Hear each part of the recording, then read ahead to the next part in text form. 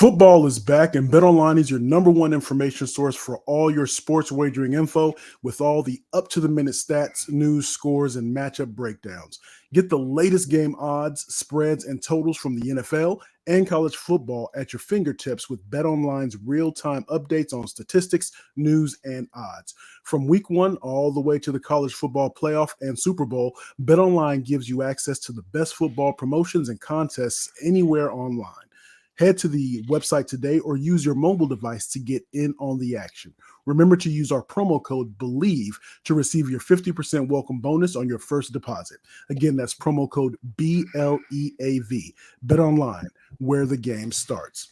Bleav in the Arizona Cardinals. It is the Arizona Cardinals centric specific show where, of course, we talk about the Arizona Cardinals here in the Phoenix metropolitan area. I am one of your co-hosts. I am Javon J. Love Adams, and with me is a man who played professional baseball, and he's happy this is his time of year for baseball anyway. And he also played in the National Football League on that first Super Bowl bound team for the Atlanta Falcons. I'm talking about none other than Ed Easy Smith. What is good, my brother? Hey, man, creeping through this week and getting close to game day. And as you mentioned, yeah, some baseball going on, so it's good times around here. Yeah, indeed. Your man, just a quick aside, your man Torrey Lavelle, he got pumped last night, man. He was screaming and shouting and cursing in a happy way. Exultations and stuff. Hey, after that 162, man, to get on to the next round, that's big. I mean, think about the teams that got through the 162, and just like that, it's all over after all this the sweeps, because everybody got swept in those series. So, it can end real fast, and to move on is a big thing. You talk about getting through that 162. That's more of a marathon. It's, I guess, more of maybe it's a 10K or a half marathon when it comes to the NFL. 17 weeks.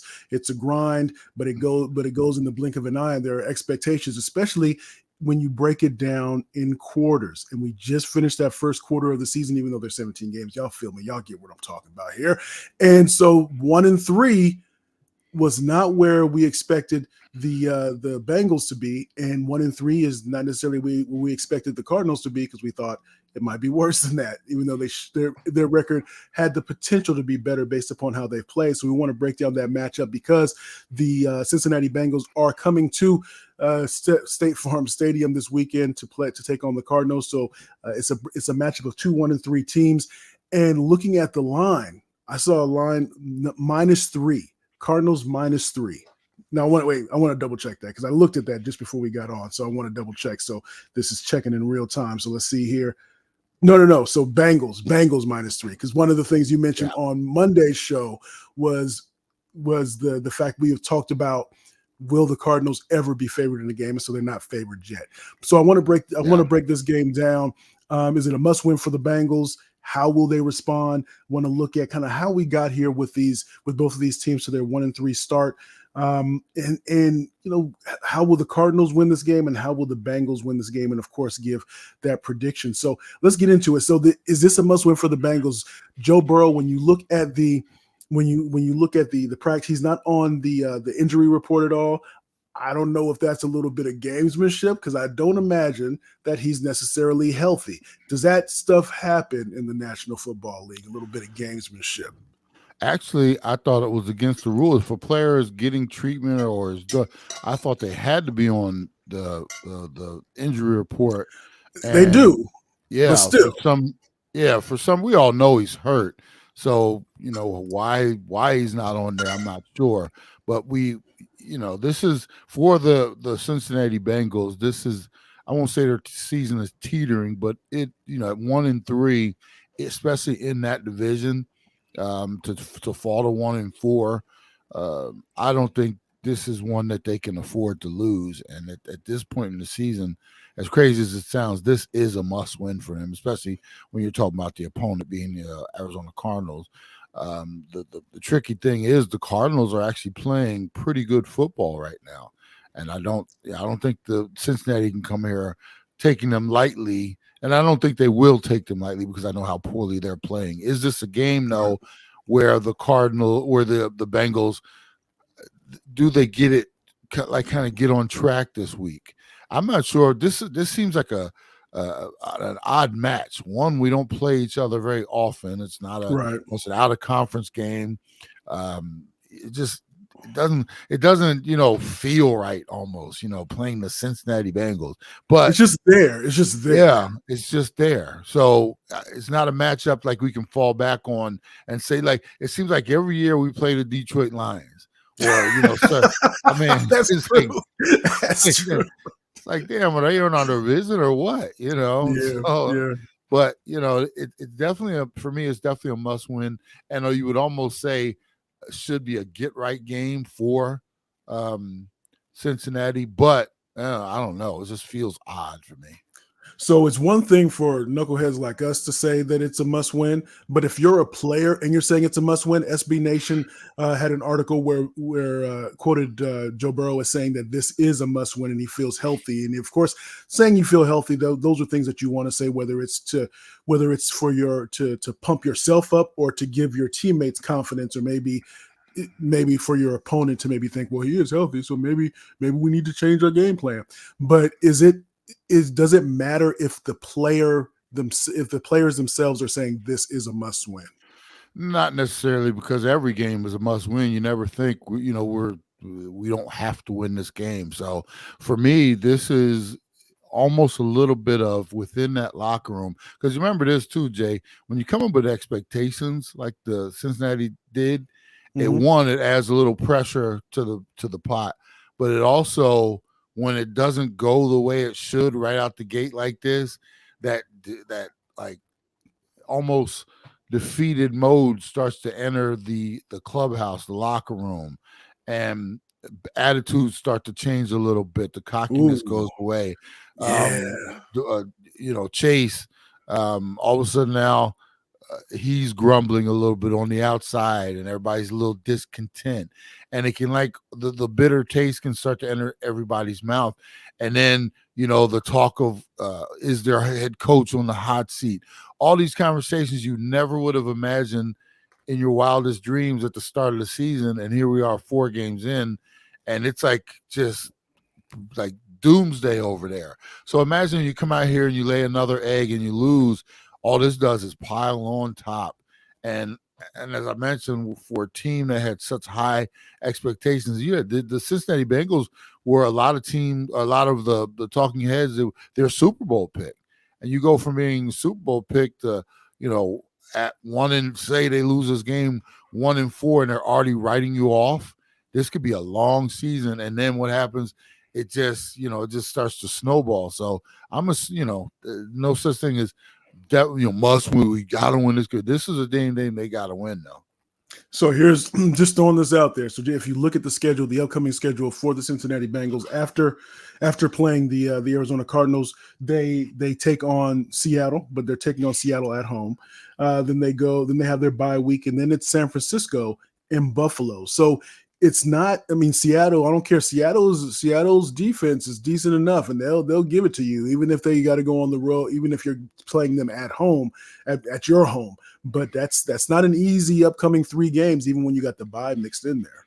Absolutely. And then you can't look ahead, but that's because we can look ahead because we're talking about this, but Right, right. you start adding those tough games on, San Fran, and as you mentioned, next thing you know, you're 2-6 or something like that.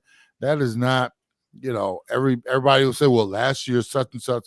This isn't last year, and you're not whatever other team that, because we always want to, like the Lions per se, they start off 1-6 or 1-7, what it was last year, and they made that run. Well, do you want to be making that run from 1-7?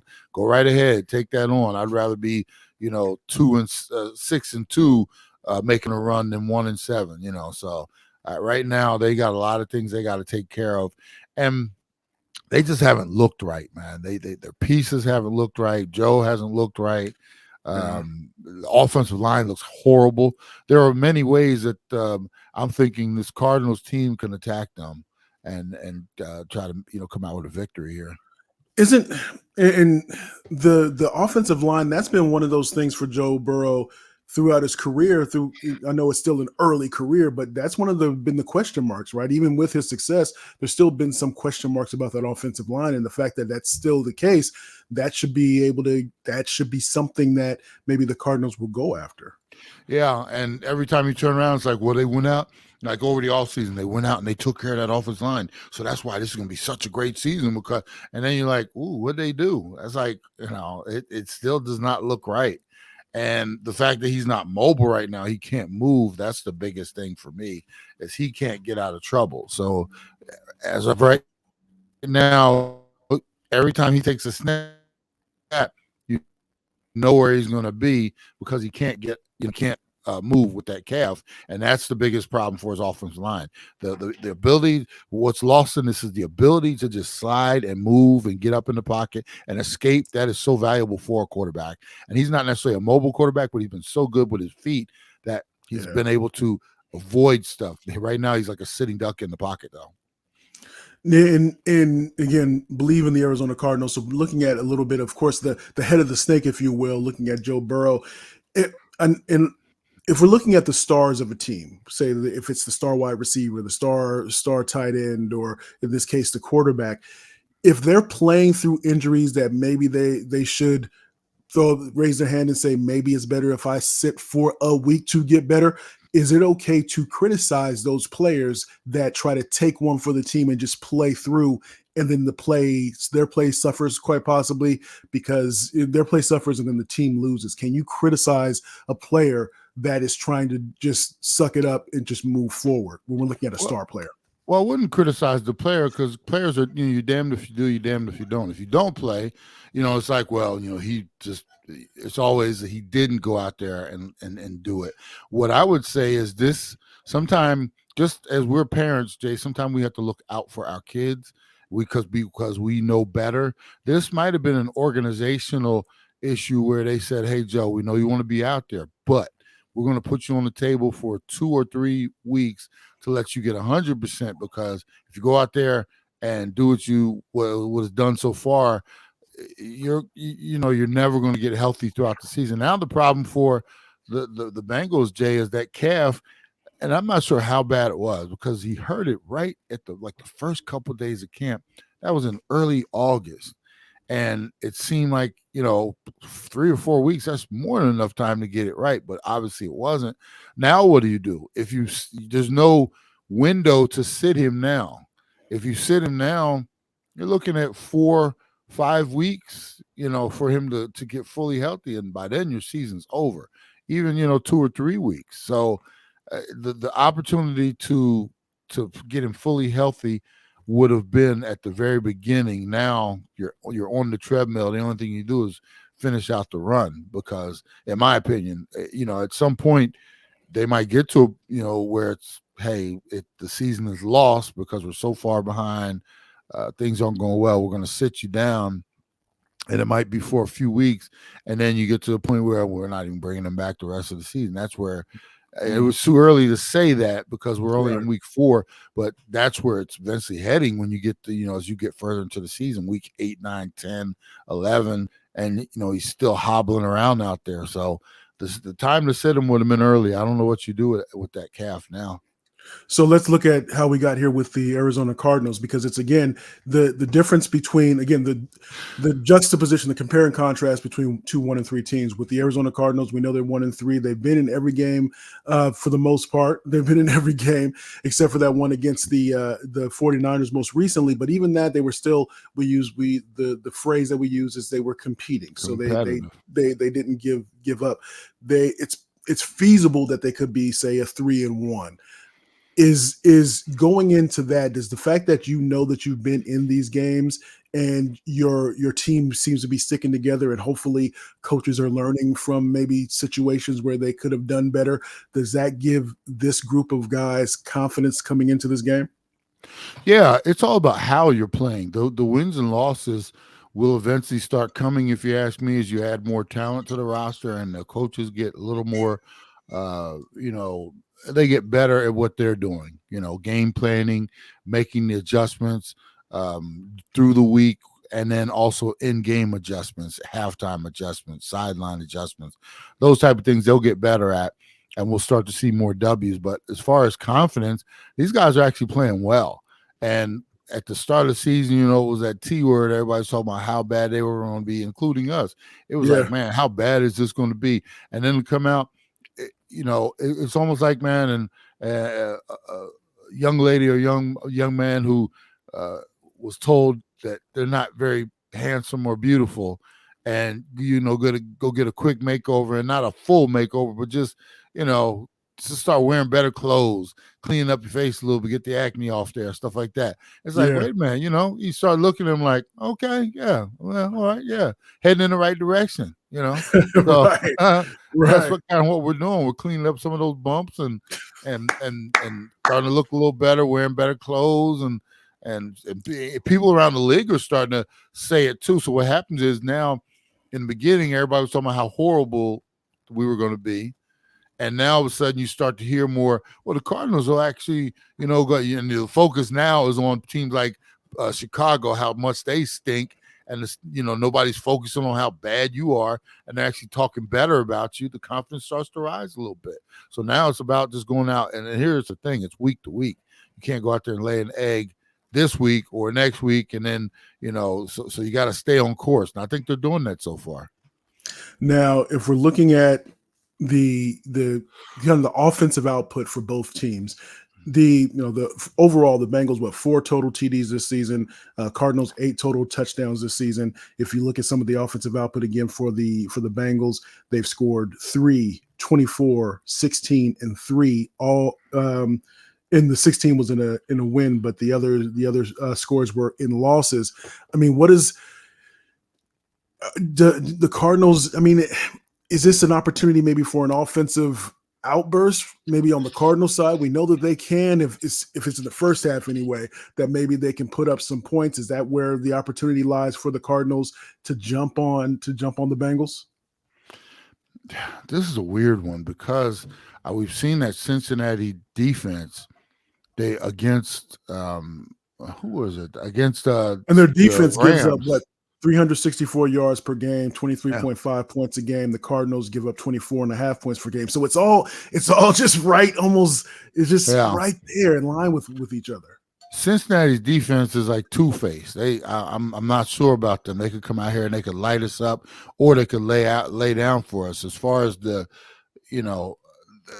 Cincinnati offense, they've just been one-faced. They've been very porous. Anytime you're talking about 2 separate games, not even putting a touchdown on the board in the NFL, oh, that's ugly. So, I'm not sure where this game lies. At the beginning of the year, we talked about we wouldn't know what teams were until the first month. With Cincinnati, because of the injury to Burrow and how poorly they're playing on all fronts, I have no idea what type of team they are or what we're going to get when they come in here. And, that could be an advantage for the Cardinals. This could be a confidence game for them in terms of, they can get after Burrow, especially with Burrow being very, limited in his movement. Where the target is, go get it. So defensively, we could be in for a big day.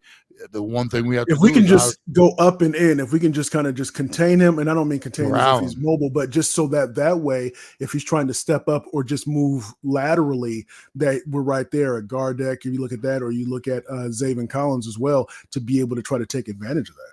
Well, how Cincinnati, and I'm just doing this off the observation of what they've done so far, how they're combating that is their passing game is so short right now. Mm-hmm. What I would do is as far as my DBs, man, I would tell them, watch this film. Everything is right in front of you. They're not. One, it doesn't look like he has the strength to throw the ball deep with that calf. So everything is short and in front. Man, we're gonna have to jump a route or two, maybe with some double coverage on back. So I'm giving you your corners. If you see that short, hitch or whatever it is, go get it, go after it, and then hopefully you have safety help over the top. But I mean that pretty much has been Cincinnati's game, because Joe he can't sit back there long, and he can't escape, and he can't get the ball deep. So what they're doing, Jamar Chase, I mean, I think it was against the Rams, they were just dink dunk all up and down the field. Hey, take away the dink dunk and, meaning go after a couple of those and then, quick pressure. We got to make sure don't let him just sit back there with 3-step drops and, hit everybody all across the field we got to send some pressure, go get him. So this should be an aggressive game plan because like I said, we know where the target's going to be. Don't let him sit back there. Let's get after him. Okay, Bleav in the Arizona Cardinals. So let's get into this. Let's go with the Bengals first. So how will the Bengals win this game if they do win? Running game and the dink dunk, like that, just like I mentioned, I don't think they have the ability to go over top, and that's one of the things that's frustrating Jamar Chase right now because he's a deep dude. He likes to get out there and get down the field. And is that where so sorry to interrupt, but if he knows what's going on and that his quarterback is not necessarily 100%, but that doesn't prevent the frustration with saying, "Give me the ball anyway," right? That would have to be perplexing if you're the quarterback. You say, "Look, man, you see I'm trying, dog. You see I can't do what I need to do. I want to get you the ball. It's in my best interest to get you the ball. I just can't right now, man." Well, it's not even just get you the ball because he's been getting him the ball, but it's all these short 5 and 10-yard routes and stuff like that. What happens, Jay, is these receivers especially are not stupid. They're looking around the league and they're watching Jefferson and Diggs and certain guys, with these deep balls. And, that's where all the glory is, those deep ones over the top, touchdowns, exciting plays. And meanwhile, you're getting these 5-yard outs and curls and stuff like that because that's all Joe can do. And you might end up with 10, 11, 12 balls for 70 yards. But, Stephon had one for 70 yards along with all his other stuff. So that's where the frustration is. It's not how much you're getting the ball, it's how you're getting the ball. And Gotcha. like I said, for the Cardinals, you see that. Make sure you don't let them do that all up and down the field. So, that's the game plan for Cincinnati will be mixing, a lot of run, take the air out the clock, dink dunk down the field. Maybe this is the week they try to get Jamar Chase up the field. I don't know though. If Burrow can't do it, or here's the thing about the calf, he might come into the week feeling good. All we got to do is get after him one time. All of a sudden, now the thing tightens up again. Now they go back to that game plan they had a couple weeks ago against the Rams. So just keep a hold of that. That's how Cincinnati will win the game if they can do that. Control the ball with Mixon, and if we let them Burrow sit back there like a statue, and hit his 5 and 10-yard passes all through the game and we don't get after him, that's how they'll win the game. All right. So then let's go the reverse. How will the Cardinals win this game? I would imagine it's controlling the clock as well. Yes, well, we got to get our run game going. Same game plan for us. I don't think anything, mix up some stuff. Definitely go out there. Can't be predictable. Can't be conservative. Go out there. My thing for this Cardinals offense, especially, have some fun. Open it up a little bit. I think Dobbs is starting to show that he can handle things. Still has been very protective of the ball, which is good. But at the same time, I'd like to see him. You seem a little. So you seem that a little bit too protective. You like to see him take some chances, take a little bit of risk involved there, and not stupid risk. But at this point, I think he's shown that he's not a daredevil. But at the same time, you have to open it up a little bit. You got to get him to stretch, to take the top off the offense, get us some. And we have done it. We did it against Dallas on a run game. We gassed them. I don't know how that happened, but we gassed them. We didn't need a whole bunch from Dobbs. Last week we got behind, and once San Fran took control of the game, it was over. We didn't have enough firepower to come back. And this one, I'd like to see him open it up. Let's let Marquise get down the field a little bit. Let's stretch things out, and then obviously beat them up with our run game if we can. And then that's how we'll get victory, and obviously slow down Cincinnati as far as their offense. I wonder if what we're seeing. It makes me think of when I'm out running, right? So if I'm running and I'm trying to train and it's go slower so that you can go faster later because you're building up your endurance and all that stuff. But I wonder if it's more the philosophy of the coach. No mistakes. We can be creative in terms of some of the plays that we have, but no mistakes. Is that something that might be being drilled into the head of Dobbs, or is that Dobbs' DNA to be less risky, and now we got to push them to take some calculated risks? It can be a combination of both, because obviously, he knows this. These type of opportunities don't come around often. You're starting quarterback in the NFL. They're drilling him about protecting the ball, so he's over protecting the ball. Or the game plan is just that conservative. Hey, you drop back, if you don't see it, hey, get that outlet right here. Or if the window's not there, don't even throw it down the field. That type of thing. So it can be a combination. I just think at this point, though, what is there to lose? I mean, we have definitely. Dobbs hasn't embarrassed himself or the organization. Think about this too, Jay. There was actually conversation at the beginning of the year about throwing Tune out there. Yeah, you know how awful that would have been. Obviously, we're looking at what Dobbs has done, and it's been very good. It's been very conservative. He's done a pretty good job. If they had thrown Tune out there, oh my goodness, you're talking about a totally different vibe we might have been having, because he might have been overwhelmed. He might have been throwing a ball all over the place, but not out of recklessness, but just because he hasn't seen it before. And, he's throwing interceptions. He's doing, different things like that.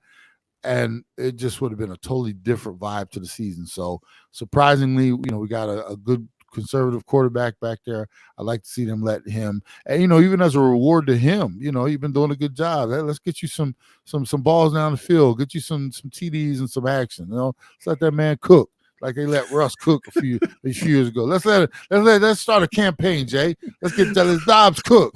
Let's let Dobbs cook. So I want to see maybe 30, 40 rushing yards from Dobbs.